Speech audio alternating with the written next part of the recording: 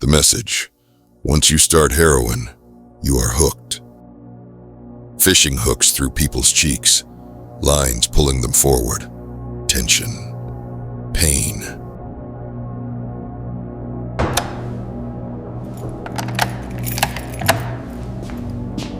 You are helpless, only attending to the most immediate impulses of the senses.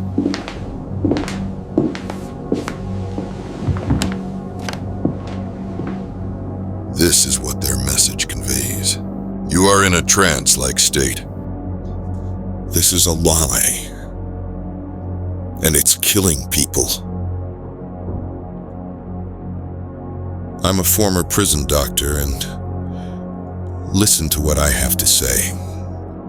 A famous columnist wrote that drug addicts should get free heroin. Why? So they don't have to steal and burgle. Have to, as if they're robots, as if addiction removes their humanity. The newspapers write, girls put in harm's way by drugs. Not girls chose drugs. Not girls sought drugs. No, the drugs attacked them, like predators, like the girls or fish who can't be blamed for getting caught. This is how they see addicts, as things, as victims, as anything but human beings who make choices. So you don't become a heroin addict by accident. It's not one dose and you're enslaved.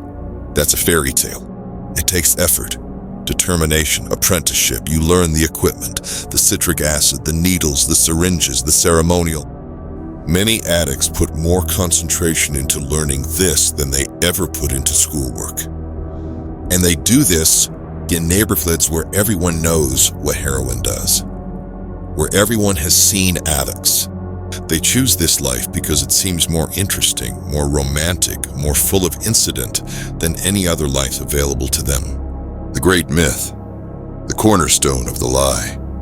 Withdrawal from heroin is unbearable, dangerous, intolerable suffering. Films like Trainspotting show people writhing in agony, hallucinating, dying. This is fiction. The medical textbooks are clear.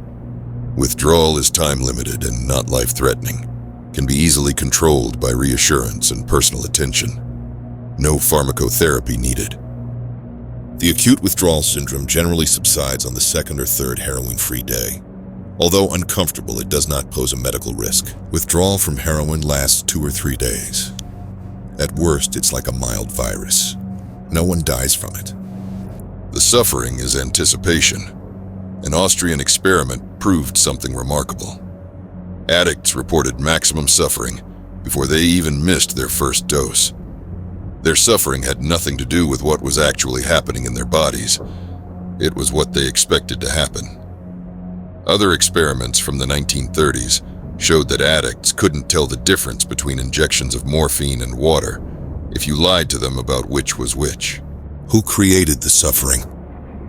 The writers, the filmmakers, the treatment professionals. They sold the myth, and the myth became reality in the addict's mind. The suffering of withdrawal is caused by those who told addicts it would be unbearable, not by the withdrawal itself. But now comes the interesting part. The supposed connection between addiction and criminality. Most heroin addicts in British prisons were criminals before they ever touched heroin. Let me show you the math. The average person goes to prison after about 10 criminal convictions. The clear-up rate for crimes in Britain is about 1 in 20. That means the average prisoner has committed about 200 crimes before ever seeing a prison cell. And most addicts were in prison before they addicted themselves to heroin. What this means: crime doesn't cause addiction. Criminality causes addiction. The addiction is a consequence of the criminal lifestyle, not the other way around. The textbooks admit something interesting. Religious conversion often cures addiction. You would never find in a cancer textbook that religious conversion cured colon cancer, because cancer is a disease. Addiction is not. When Mao Zedong took power in 1949, China had millions of opium addicts. His method was simple: quit or be shot. And they quit. By the millions. Now, I'm not saying follow Mao. I'm saying this. If Mao told people with arthritis to have normal joints by Friday or be shot, it wouldn't make sense. But it did make sense with addicts. Because addiction is fundamentally different from real diseases. Tens of thousands of American soldiers addicted themselves to heroin in Vietnam. Within 2 years of returning home, their addiction rate was normal. The same as soldiers who never went to Vietnam. The vast majority received no medical treatment. They just stopped. I ask addicts in prison why they tried heroin. They often say, "I fell in with the wrong crowd." I reply, "Isn't it strange? I meet many people who fell in with the wrong crowd, but I never meet any members of the wrong crowd itself." They laugh. They understand immediately. They know they made a choice. They're not stupid. They're not helpless. They chose this. Why does society keep telling this lie? Why do they insist addicts are helpless victims? Several reasons. 1. It flatters philanthropic vanity. There must be victims to save. 2. The helpless are a career opportunity. Bureaucracies need them. Organizations depend on them. The poor are a gold mine. 3. Moral cowardice. No one dares say that addicts chose a bad path. Victims must be immaculate, without sin. Above all, not responsible. The truth they fear is that the religious worldview is more sophisticated, more compassionate. It says you are responsible. You made choices. You can make different choices. Secular sociologist says you're a billiard ball. Forces act upon you. You cannot resist. One view treats you as human. The other treats you as an object.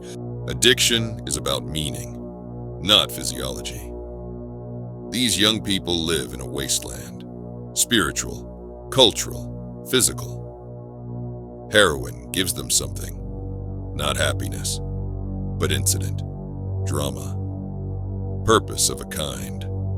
It's a terrible choice, but it's their choice. When you tell people they're helpless, they become helpless. When you tell people they're victims, they stay victims. When you remove responsibility, you remove humanity. The fishing hook advertisement was wrong. You're not a fish. You're a human being. And human beings make choices.